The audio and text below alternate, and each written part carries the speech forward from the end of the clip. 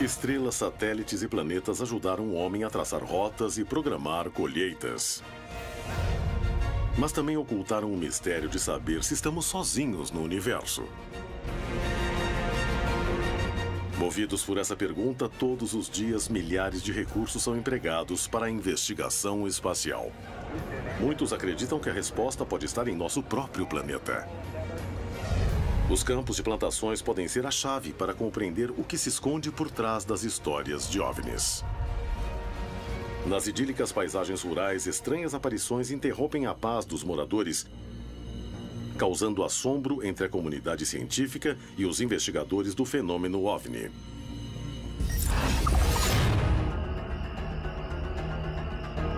Em Buenos Aires, na Argentina, 7 investigadores estavam no campo estudando uma série de marcas no solo, quando o lugar foi invadido por objetos luminosos que pareciam interagir com eles. Havia alguma relação entre as marcas e as luzes? Em Serra da Beleza, no Rio de Janeiro, Brasil, 2 homens viajam em direção a um estranho fenômeno. O que esse objeto fazia no meio do campo? Na região de Tlapa-na-Loya, no México, surgiram 3 formas estranhas e complexas no solo. Um investigador resolve conhecer toda a verdade e utiliza métodos inovadores para descartar que foram feitas por humanos.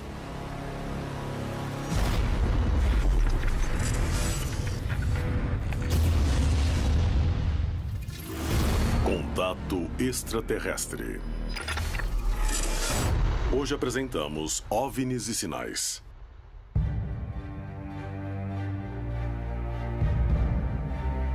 Para muitos, a presença extraterrestre ou de inteligências superiores ocorre há milhares de anos. Para outros, teve início em 1947. Seja como for, após mais de 70 anos, a pergunta que todos fazem é: o que querem? Existe uma grande quantidade de fenômenos que acompanham indiretamente o fenômeno OVNI. Mas nós não sabemos se tem relação ou não com o fenômeno OVNI. Muitos investigadores e pesquisadores acreditam que esses OVNIs, os que realmente são extraterrestres ou alienígenas, nos deixam mensagens.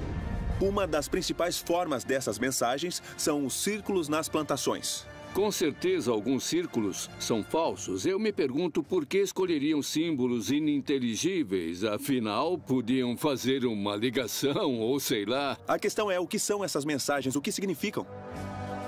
Acho que os círculos são mensagens para quem vive na Terra. Mas, se pensar a respeito, são vistos do céu. Então, não seria um grupo de alienígenas mandando mensagens para outros alienígenas sobre o que acontece aqui? Não resta dúvida de que uma parcela dessas civilizações que estão nos visitando buscam, sim, se deixar mostrar, se deixar ver. E se está deixando a sua mensagem, é para que ela seja vista, é para que ela seja estudada e, se possível, compreendida por nós, seres humanos. Descobrir a origem desses sinais e seu significado intriga cientistas e investigadores do fenômeno OVNI no mundo inteiro. Desde a primeira aparição na Inglaterra em 1976, as marcas nas plantações são vistas como uma chave para desvendar o mistério do universo. Em meio a tantas dúvidas, um incidente poderia ser fundamental para compreender melhor a origem destes sinais.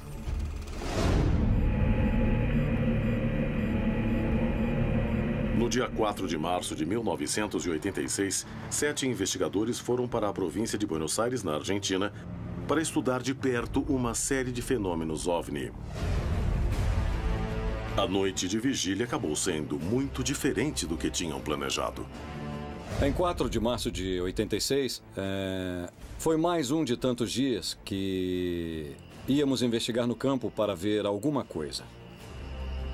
Mas foi um dia que ficou marcado para nós. Até hoje me lembro que foi o caso que mais me marcou e que me lembro como um encontro mais próximo entre o OVNI e o investigador. Luiz Burgo era um membro da FAO, um grupo de investigação do fenômeno OVNI que estudava uma série de relatos de luzes e marcas no solo. Seus mais de 15 anos de formação não o tinham preparado para imaginar o que ele e o restante do grupo estavam prestes a testemunhar.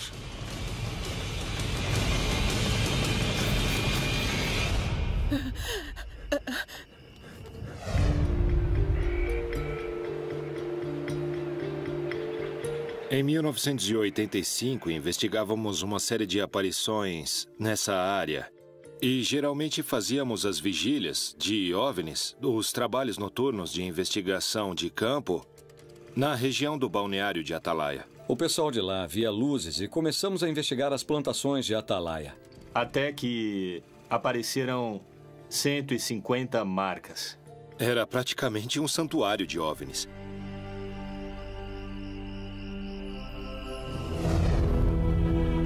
O grupo se reuniu no local combinado.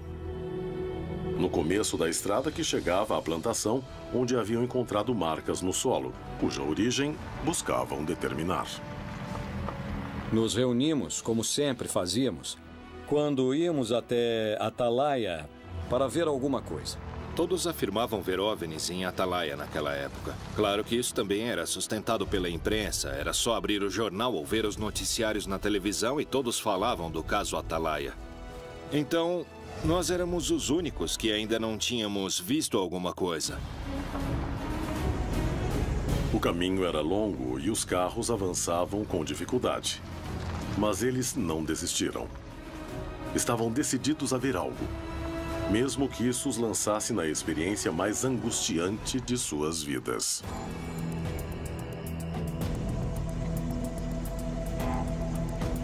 Nós fomos olhando e falando do fenômeno, querendo ver alguma coisa.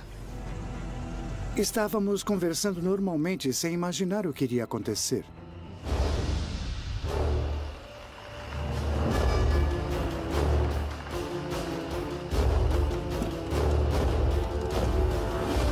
Chegamos tarde, eram umas 5 para as 9 da noite ou 10 para as 9. A porteira da plantação onde queriam entrar para ver as marcas estava fechada. Mas em vez de encarar como um mau agouro e voltar, decidiram ficar na entrada e fazer uma vigília.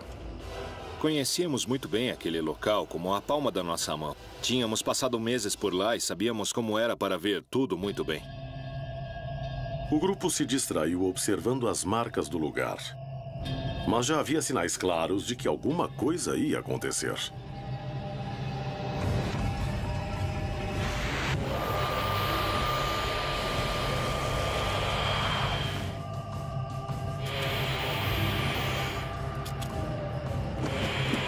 Logo que descemos dos carros, o Fernando falou: "Olhem aquilo." Eu olhei no horizonte e vi duas luzes. Nos viramos e lá estavam os dois objetos não identificados, praticamente em cima do vilarejo. Foi incrível. Uma coisa estranha. Não tinham forma, eram duas luzes, bem grandes, talvez um pouco menor do que uma estrela brilhante. E eles ficavam mudando de cor. As cores eram vermelho, verde e amarelo que mudavam.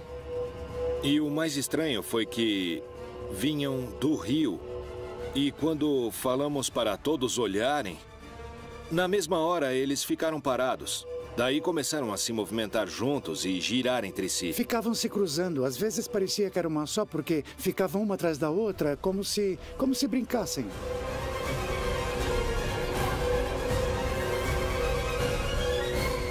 Foi um show de luzes que nunca pensei que aconteceria, que fosse ver. Eu queria que chegassem perto, porque eu não estava com medo.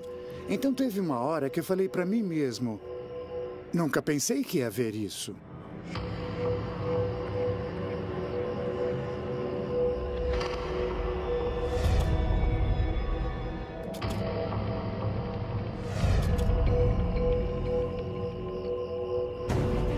Todos sabiam que presenciavam algo único e buscavam uma explicação. Mas rapidamente o clima de expectativa passou a ser de nervosismo quando uma das luzes começou a se aproximar perigosamente. E quando a luz começou a se aproximar, nunca vou esquecer disso, Luiz Burgos resolveu pegar uma lanterna.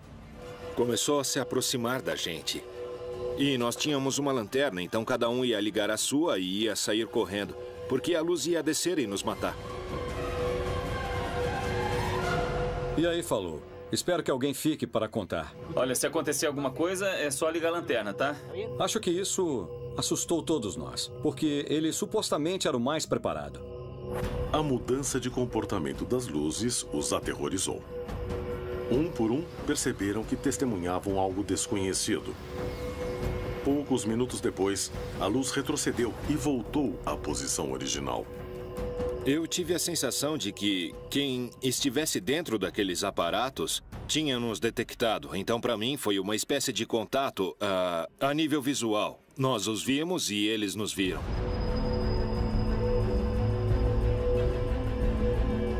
As duas luzes avançavam e cada vez mais ficavam sobre nós. Eu ouvi o Burgos dizendo, se vierem, cada um corre para um lado diferente.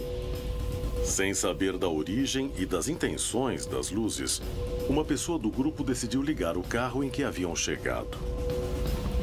Queria deixá-lo pronto para partir caso fosse necessário. Mas suas ações teriam repercussões inesperadas.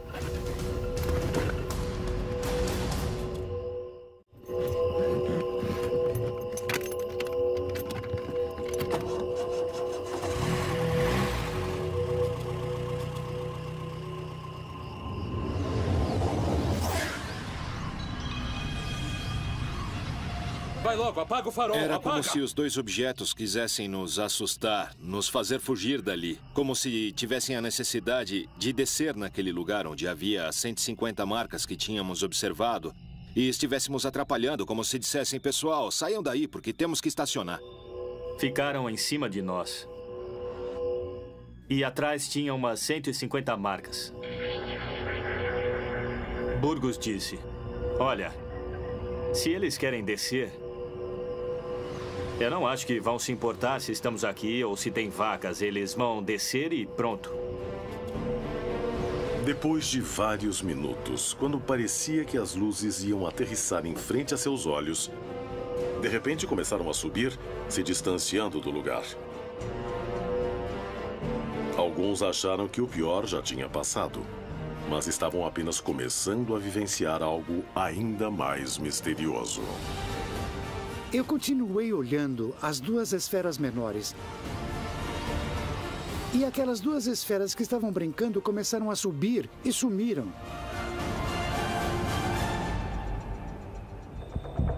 Fernando continuava em estado de choque e seu nervosismo levaria a uma nova descoberta ainda mais preocupante. Quando partiram, as duas luzes foram bem devagar, as duas se juntaram e foram bem devagar. E nós ficamos lá um pouco, passamos alguns minutos conversando e comentando, alguns emocionados, outros nervosos, e num determinado momento...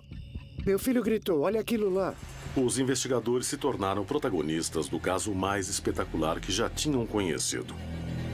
No entanto, havia muito mais temor que alegria. O que poderia acontecer?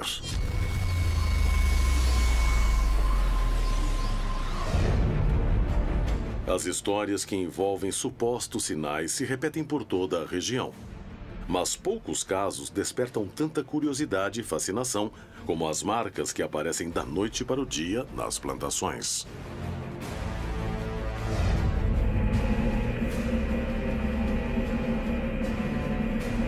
Há muitos anos, o mundo se pergunta qual a origem dos agrogramas. Os céticos garantem que são produzidos pelo homem. Mas quem acredita diz que são feitos por uma tecnologia que não pertence à humanidade. É hora de investigar qual é a verdade por trás desses sinais perturbadores. Na última década, esse tipo de marca tem aparecido em plantações da América Latina. Em Tlapanaloya, no estado do México, os agrogramas começaram a surgir em 2011. Estava no campo andando pela plantação e encontrei as figuras. Muito bem feitas.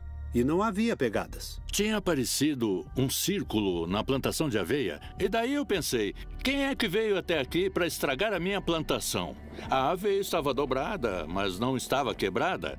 Começamos a procurar, por curiosidade, se havia alguma pegada, algum rastro. Quem poderia ter feito aquilo? E por quê?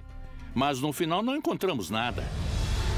Johanan Dias e Carlos Clemente, 2 jornalistas e investigadores do fenômeno OVNI, se reúnem para buscar uma explicação para as marcas nas plantações. Aqui no México, esse fenômeno começou a aparecer a partir de março de 2011.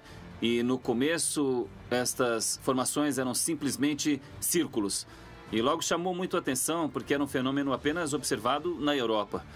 E depois, em 23 de novembro de 2011, foi quando apareceu essa grande estrela que a gente está vendo, repetindo as mesmas características da anterior. A planta não estava morta. A planta estava dobrada, mas com vida. E continuava crescendo. Era como se a aveia fosse penteada e também entrelaçada. Um ano depois, surgiu então um grande círculo que era rodeado de 16 triângulos. E o pessoal começou a se acostumar com esse tipo de fenômeno. Um dos elementos que mais chama a atenção nesse tipo de marcas é que as testemunhas dizem que aparecem de um dia para o outro, em absoluto silêncio. E que nas noites anteriores, muitos veem luzes estranhas na região dos agrogramas.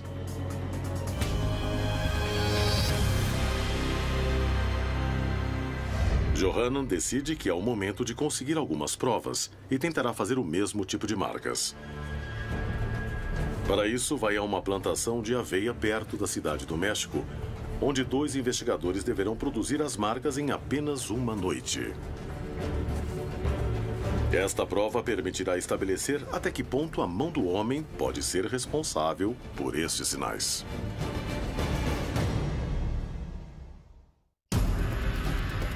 Na Argentina, um grupo de especialistas foi investigar um local com uma grande quantidade de marcas no solo quando foram cercados por luzes estranhas. Em Tlapanaloya, no México, o jornalista Johanan Dias tentará recriar um agrograma para comparar com outros que aparecem na região. Ele conseguirá encontrar a verdade? Em Serra da Beleza, no Brasil, um homem viajava sozinho por uma estrada quando se deparou com um objeto que mudou sua vida para sempre.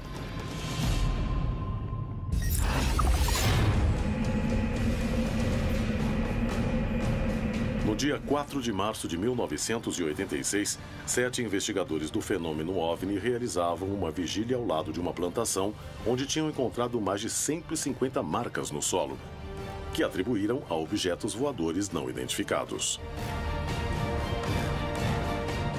Pouco depois que chegaram, viram 2 luzes estranhas que começaram a se aproximar em grande velocidade, deixando todos em pânico. As luzes desapareceram, mas algo ainda mais ameaçador estava prestes a acontecer.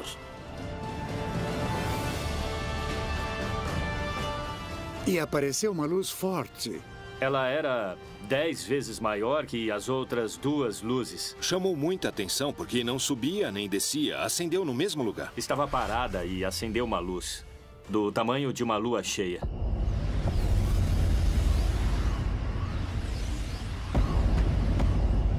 E eu vi que veio em nossa direção, de uma maneira ameaçadora. Branca, enorme e agressiva, como se fosse bater em nós. E aí o Rodolfo, que era um dos membros do nosso grupo, falou para nos jogarmos no chão.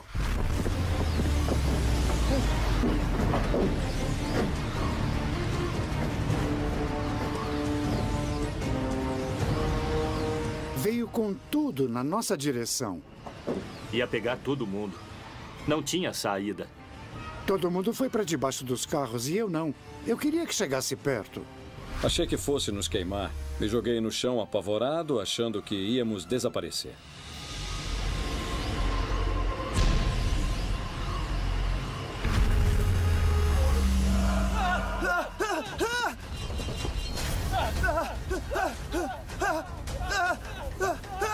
E aí uma pessoa do grupo começou a correr e entrou em um estado de pânico maior que dos outros. Quando alguém perde o controle, infelizmente, pensa no pior.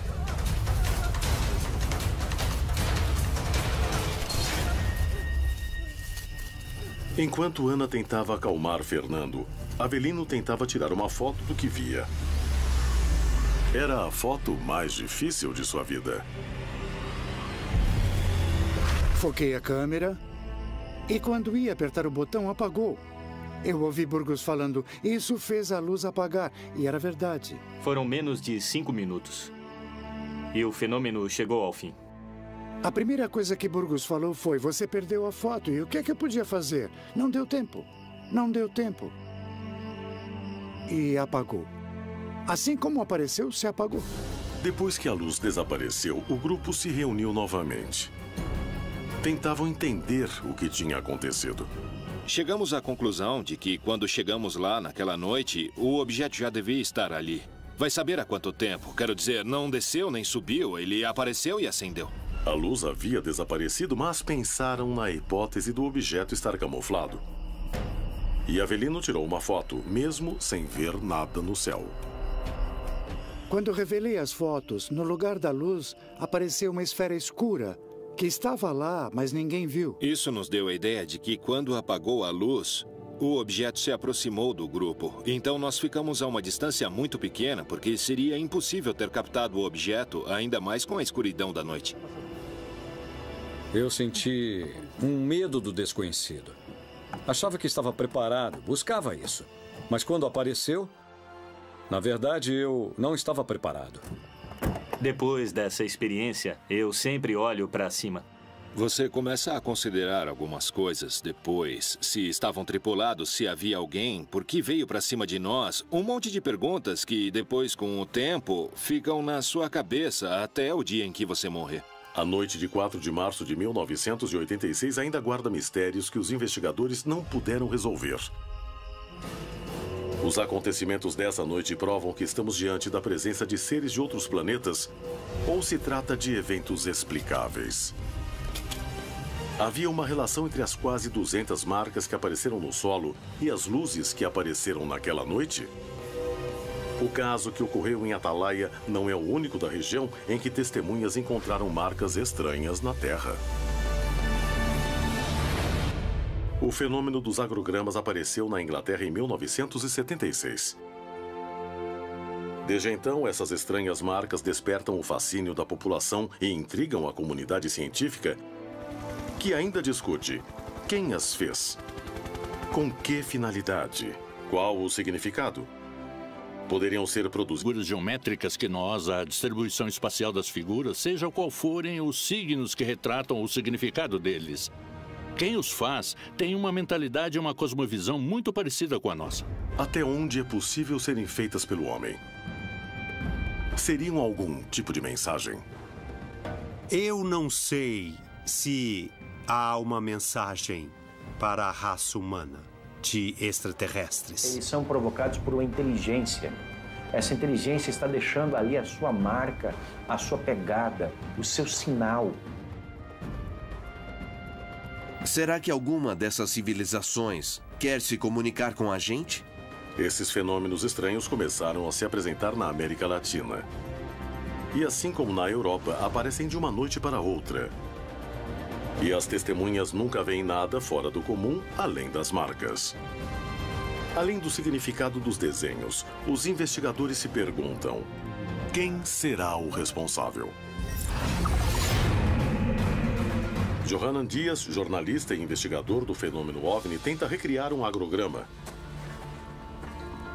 Poderá descobrir o que se esconde por trás desse mistério?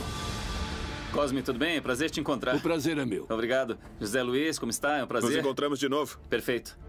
Bom, a ideia é tentar simular estas marcas que apareceram faz alguns anos para ver qual seria a diferença e se realmente são feitas por objetos voadores não identificados. Ou para confirmar a possibilidade de que alguém tenha feito esses agrogramas que apareceram aqui nesta região. O que acham? Achamos que é possível fazer. Claro. Agora, que tipo de ferramentas vocês precisam para fazer essas figuras? Olha, a ideia é usar uma ferramenta muito simples, sabe? Bastante prática e fácil de ser transportada. Para que ela não faça barulho, que ninguém perceba o que está acontecendo. A ideia seria utilizar um tubo. Por que um tubo? Para não quebrar as plantas e deixar tudo bem amassado. Como se estivessem penteando toda a área? Isso, e sem quebrar. E para fazer os círculos maiores, os exteriores, a gente utiliza uma corda assim. Eu gostaria que fizessem uma noite para que na manhã seguinte estivesse pronta para ver E daí a gente começar a checar as características entre as outras e essa que vão fazer agora. É um desafio. Podemos fazer isso? Os investigadores conseguirão fazer um agrograma similar aos encontrados anteriormente na região em apenas uma noite?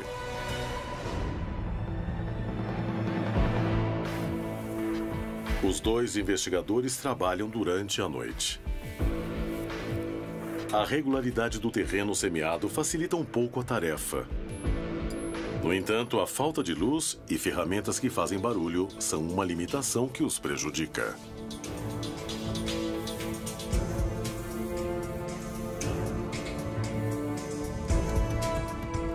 Nós decidimos fazer de uma maneira que fosse muito simples. Usamos ferramentas que deixem o mínimo de marcas possível e para fazer de uma forma mais portátil.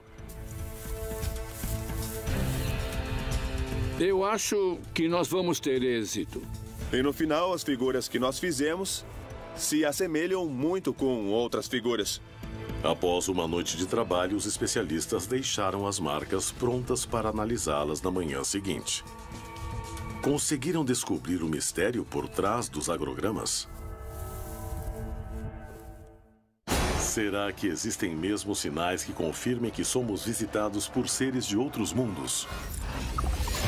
No Brasil, na Serra da Beleza, um homem dirigia sozinho em uma estrada à noite.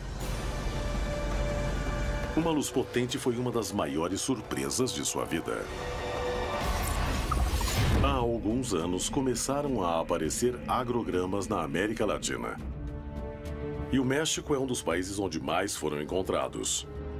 Enquanto os céticos garantem que não passam de marcas feitas pelo homem, outros sustentam que são o trabalho de uma tecnologia que não pertence à humanidade. Johanan Dias, jornalista e investigador do fenômeno OVNI, se dispôs a resolver essa dúvida, ao tentar fabricar marcas similares em tempo recorde. Na manhã seguinte, após terminar os trabalhos na plantação de aveia, uma equipe sobrevoa o local para registrar o resultado.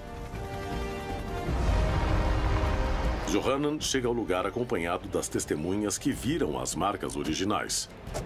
Eles serão a chave para estabelecer se o agrograma que acabou de ser feito se assemelha aos que foram achados na região em 3 ocasiões. O formato das que vimos e as de hoje são uns 90% diferentes, facilmente, uns 90%. Não era bem assim. Não, antes não. Não é igual, parecido, mas não é igual.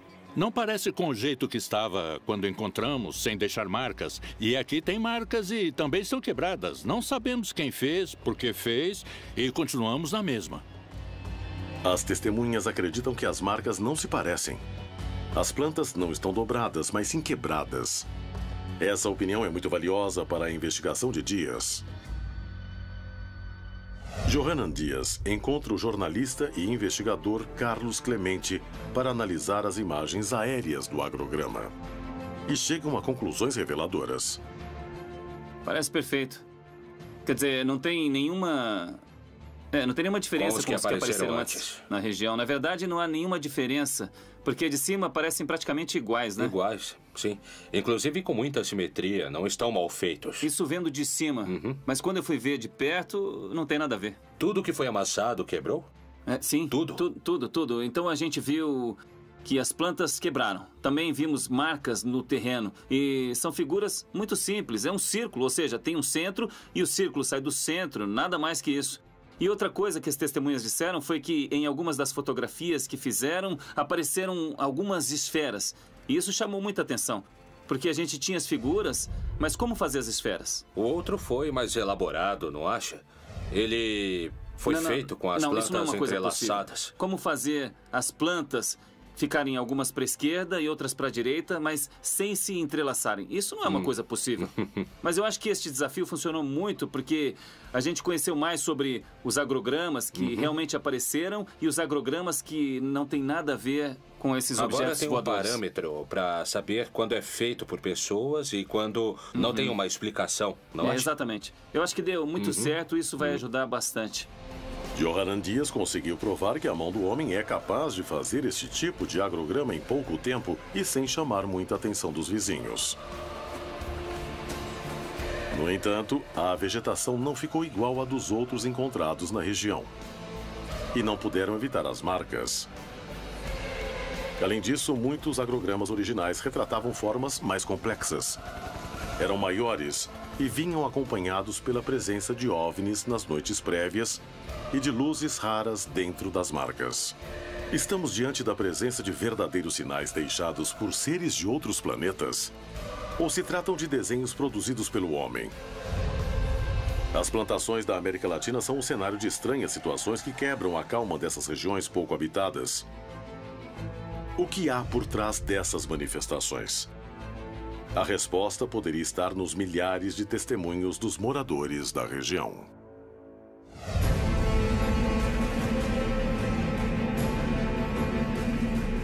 Em uma noite fria de 1988, na Serra da Beleza, no Rio de Janeiro, Brasil, Alexandre dirigia totalmente sozinho por uma estrada quando teve uma experiência que o marcaria para sempre. Alexandre trabalhava em Santa Isabel e todos os dias voltava para a cidade vizinha de Conservatória, onde vivia. No entanto, ele não sabia que essa viagem estava prestes a se tornar algo que fugia totalmente de sua rotina. Eu era bancário na época. Numa sexta-feira eu fiquei até mais tarde no banco e vim embora nessa sexta-feira por volta de 10h30 da noite, 10h30 da noite. Alexandre seguia sozinho pela aparente tranquilidade da noite. Vinha escutando música no carro normal, o rádio ligado.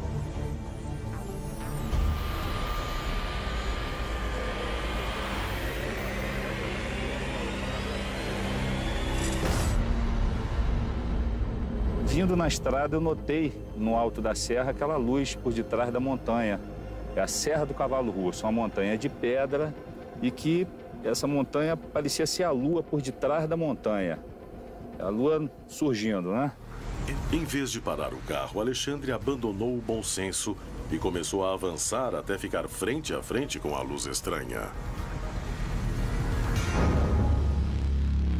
Quando eu cheguei na curva, eu notei que a lua não surgia por detrás da montanha. Então, fiquei olhando aquilo e parei o jipe. Era só como se fosse uma luz fluorescente, em cima da montanha. Até então, eu não tinha certeza do que era.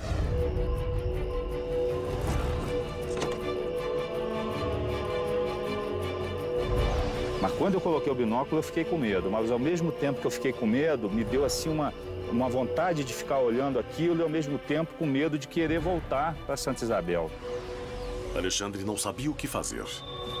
Estava sozinho no meio de uma estrada vazia, sem nenhuma testemunha e sem ninguém para pedir ajuda. Dava para ver nitidamente com o binóculo que era um objeto diferente realmente, não tinha nada a ver de coisas normais que se ha visto aí na serra.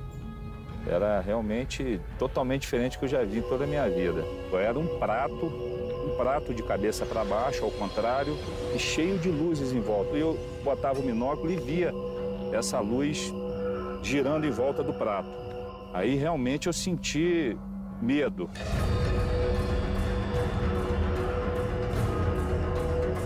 Fiquei observando o prato por volta de uns 15 minutos. Aí que me deu a vontade de realmente chamar outra pessoa para poder ver junto comigo o objeto. Alexandre conseguiu sair do estado de comoção em que se encontrava e tomou uma decisão. Resolveu voltar para Santa Isabel e procurar alguém que pudesse comprovar que o que estava vendo era diferente de tudo que conhecia. Rodei a cidade de carro, fui para lá, fui para cá e quase que eu não encontro ninguém, porque a cidade interior, depois de 10 horas da noite, não fica viva alma na rua. Quando eu já estava realmente quase desistindo, que eu fiz o retorno na rodoviária e comecei a subir para voltar para cá, aí que eu vi a igrejinha aberta assim, vi que tinha um velório lá e tal, desci do carro, fui lá dentro para ver se eu encontrava alguém conhecido.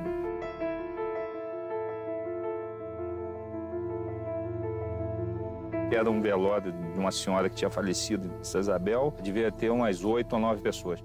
No velório, Alexandre encontrou Floriano, seu amigo e mecânico.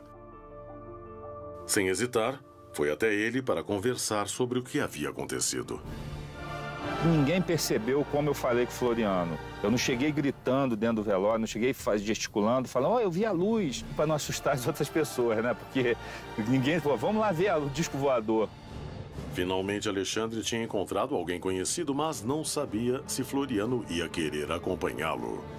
Eu disse, seu Floriano, por favor, vamos, o senhor quer ver a luz que aparece lá na serra? Eu falei, poxa, eu moro aqui há 50 anos, nunca vi. Poxa, vamos lá agora, Alexandre. O seu Floriano ficou impressionado e ansioso também para poder avistar o objeto. E fomos conversando, e ele foi, será que é verdade mesmo? Eu falei, vamos lá para o senhor ver, se estiver lá, o senhor vai ver o que eu estou vendo. Alexandre queria muito que a luz estivesse lá. Estava preocupado que seu amigo duvidasse dele. Voltei correndo também para ganhar tempo de encontrar o objeto na posição que estava, né, que eu deixei lá. Andei uns 10, 15 minutos, comecei a avistar de novo a luz no mesmo local. Os dois se aproximavam de um perigo que não parecia deste mundo. A luz estranha continuava no lugar e eles não mediram consequências para investigar o que estava acontecendo.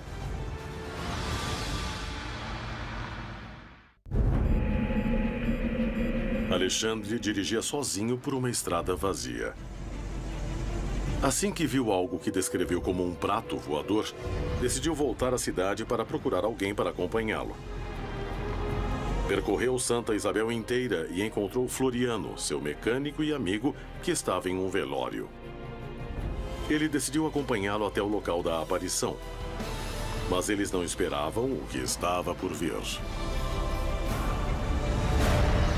Quando eu cheguei no ponto de melhor visão mesmo, nós viemos já pela estrada e já deu para avistar alguma coisa, mas não dava para pegar o binóculo e ficar olhando com o carro em movimento, né? E ele já olhou e já ficou meio assustado. Regalou o olho desse tamanho, falou, mas não é verdade mesmo? Caramba, que isso, cara? Peraí, deixa eu ver. Aí seu Floriano, mas não é possível que eu tô vendo e tal, vamos parar para ver. Quando paramos, é aqui que eu parei, melhor ponto de visão.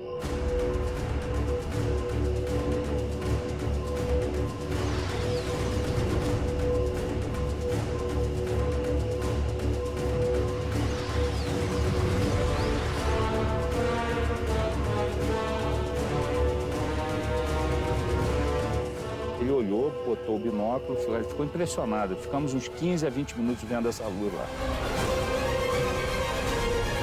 Nós notamos que o objeto não modificava mesmo, ele ficou parado, estático, e aquelas luzes girando. Nós ficamos nisso daí uns 20 a 30 minutos, meia hora, mais ou menos. Aí eu falei, sabe da coisa, vamos embora, vamos deixar isso para lá. O que adianta? O que nós vamos fazer? Nós vamos chegar próximo demais, não vai levar a nada também. Não tem como documentar isso. O tempo passava, o objeto continuava lá. E Alexandre tomou uma decisão baseado no que sentia. Daqui para frente eu não vou mais, Floriano, porque eu já tô com medo, não tô me sentindo bem, sei lá, me assustou. Aí o Floriano, faz o seguinte, então, vamos embora para Santa Isabel e lá você não vai voltar mais hoje para a conservatória, porque é perigoso, sim, a gente não sabe o que isso pode fazer. O temor que Alexandre sentiu foi tão grande que ele seguiu o conselho do amigo e resolveu não voltar para casa naquela noite. A experiência foi tão forte que não apenas decidiu não voltar sozinho, mas também mudou sua vida para sempre. Sim, privilegiados realmente de ter visto isso. Hoje em dia eu tenho uma outra concepção mesmo de disco voador, o que é realmente o disco voador, né? O OVNI. E se você observar, você vai ver sim alguma coisa diferente, se as pessoas passarem a observar melhor, né? Ao redor. As vastas terras pouco povoadas do território latino-americano guardam milhares de experiências como a de Alexandre e Floriano. Testemunhas privilegiadas e casuais de eventos que a ciência não consegue explicar. Quantos eventos ainda mais estranhos podem estar ocorrendo no continente, diante da solidão da noite? Plantações marcadas da noite para o dia. Figuras complexas. Dúvidas na comunidade científica, testemunhos que narram a presença de luzes. Mas qual é seu significado? Qual sua importância? E, acima de tudo, qual é sua origem? Os agrogramas são figuras misteriosas que costumam aparecer nas plantações. Eu não me atreveria a afirmar como são feitos e nem posso afirmar que são obras de seres de outros mundos. Para mim, são simplesmente um enigma. Não se tem ainda absoluta certeza de que esses crop circles têm uma associação direta com UFOs. Muito embora, no aparecimento destes círculos, se tem relato de que pessoas têm observado UFOs no céu. Todas as culturas do mundo, em diferentes etapas, quiseram se comunicar com os deuses. Agora, com as evidências encontradas em plantações, pode parecer que são os deuses que querem se comunicar conosco. Digo isso no sentido metafórico. Acredito que este é o problema da busca incessante de saber quem somos e o que queremos. Na minha visão, se existe comunicação entre duas civilizações, a primeira coisa que precisa ser feita é ensinar um alfabeto. E talvez, quem sabe, se houver uma mensagem, em primeiro lugar, é tentar nos ensinar um alfabeto alienígena para que no futuro nós possamos nos comunicar. Decifrá-los, tentar entender o que eles significam, talvez seja tentar decifrar a mensagem de um grupo de civilizações que há muito tempo nos observa. Os agrogramas são um dos maiores enigmas que cercam o fenômeno OVNI. Estabelecer sua origem e significado desafia a comunidade científica. Estamos diante de marcas feitas por seres de outro planeta? Descobrir a verdade por trás das histórias de OVNIs pode ser a prova que nos permite estabelecer se estamos sozinhos ou não no universo. Algum dia o homem poderá dar uma resposta a esse mistério? Quantos eventos ainda mais estranhos podem estar ocorrendo no continente diante da solidão da noite?